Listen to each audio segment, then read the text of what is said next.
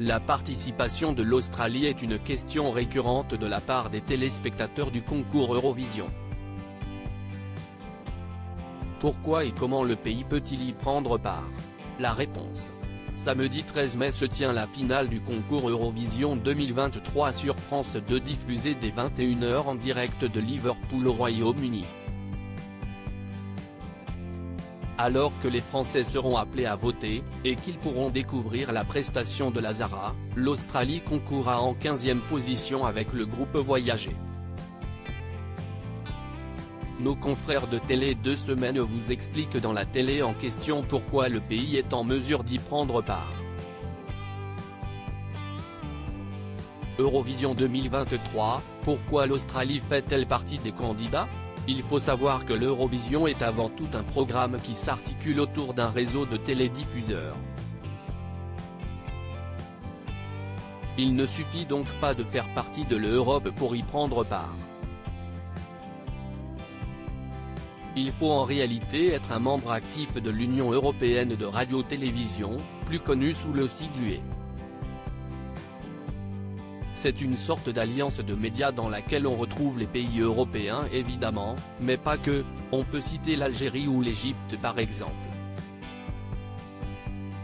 En 2019, l'UE prévoit un maximum de 44 pays participant à l'Eurovision et peut faire bénéficier un pays d'une dérogation, comme c'est le cas pour l'Australie, puisque SBS, la chaîne qui y diffuse le concours depuis 1983, est considérée comme un membre affilié de l'UE.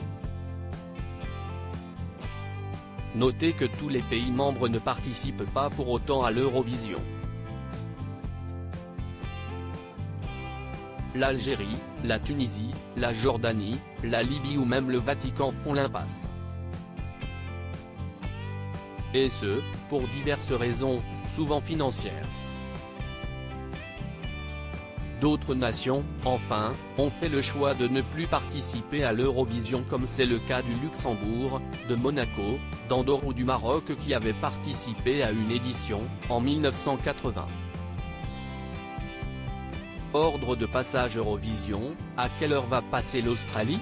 Le samedi 13 mai à Liverpool, les candidats au concours de l'Eurovision 2023 se présenteront dans l'ordre suivant: l'Autriche avec Teia et Salena, le Portugal avec Mimikat, la Suisse avec Remo Forer, la Pologne avec Blanca, la Serbie avec Luc Black, la France avec la Zara, Chypre avec Andrew Lambrou, l'Espagne avec Blanca Paloma, la Suède avec Loreen, la Suède avec Loreen, l'Italie avec Marco Mengoni, l'Estonie avec Alika, la Finlande avec Karia, entracte à la fin de la prestation la Tchéquie avec Viesna, début de la seconde partie de la finale l'Australie avec Voyageur, la Belgique avec Gustaf, l'Arménie avec Brunette, la Moldavie avec Pasha Parfeni, l'Ukraine avec Tvorchi, la Norvège avec Alessandra, l'Allemagne avec Lord of the Lost, la Lituanie avec Monika Linkaite, Israël avec Noah Kiré, la Slovénie avec Joker Out, la Croatie avec Let 3, le Royaume-Uni avec Mae Muller. Eurovision 2023, une actrice de Game of Thrones à la présentation. L'actrice Anna Waddingham fait partie des présentatrices de cette édition 2023 du concours musical.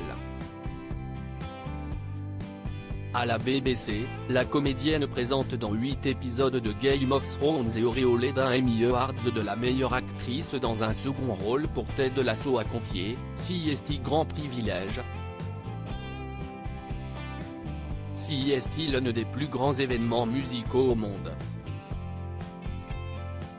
Eurovision 2022, qui a gagné le concours l'année dernière?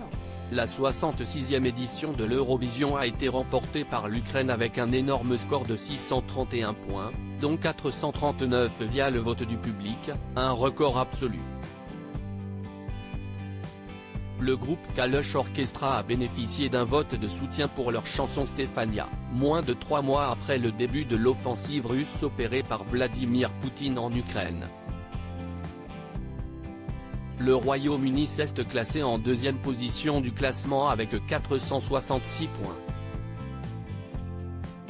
La guerre en Ukraine ne permettant pas au pays d'organiser l'événement à Kiev en 2023, CEST donc en Angleterre que se tient l'édition 2023. À lire aussi Eurovision 2023, quel est l'ordre de passage de la Zara lors de la finale sur France 2 ?